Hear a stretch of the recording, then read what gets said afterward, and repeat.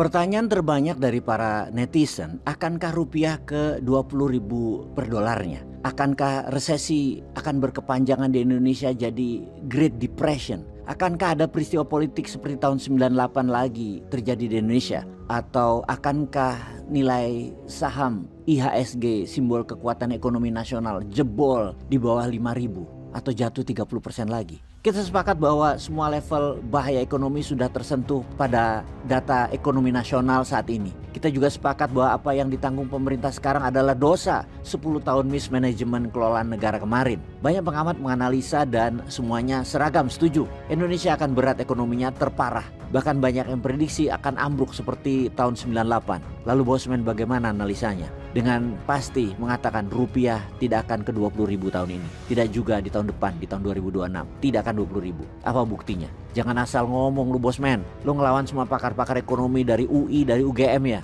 Lu bela pemerintah ya. Lu sekarang jadi buzzer pemerintah ya.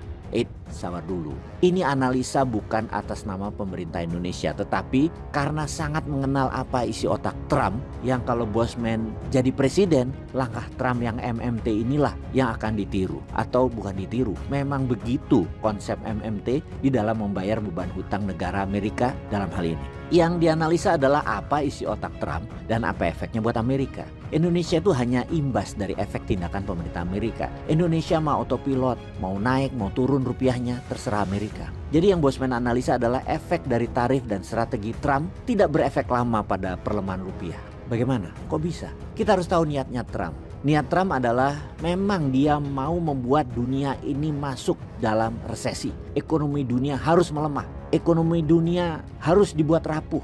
Bahkan melemahnya ekonomi Amerika kalau perlu dibuat setengah mampus. Dan kalau Amerika setengah mampus, Tiongkok itu 75% mampus. Dan negara lain 90% mampus. Malah kalau perlu cepat Amerika setengah mampusnya. Lalu apa yang Trump akan lakukan kemudian? Di saat yang tepat, dengan kekuatan dolar yang menguat 10-20%, harga saham turun sampai 30% di seluruh dunia, maka uang Amerika, modal Amerika, perusahaan Amerika bisa membeli dunia dengan harga diskon 40%, dan mulailah mereka belanja. Dari 800-an perusahaan di IHSG misalnya. Tahun ini Amerika akan belanja 20-30 perusahaan. Di setiap negara Amerika akan kendalikan ekonominya kalau kayak gitu. Ketika dolar 17 ribuan, ketika saham turun 20%-an lagi, baru mulai belanja Amerika di Indonesia yang membuat rupiah ya balik lagi ke 15 ribuan. Artinya super diskon harganya. Indeks saham setelah itu digoreng dari sekitar 5 ribuan ke 8 ribuan, kalau perlu ke 10 ribuan dalam 2 tahun ke depan. Mendekati tahun 2027-2028, dan bukan karena ekonomi Indonesia kuat, tapi karena memang aset tadi Amerika beli murah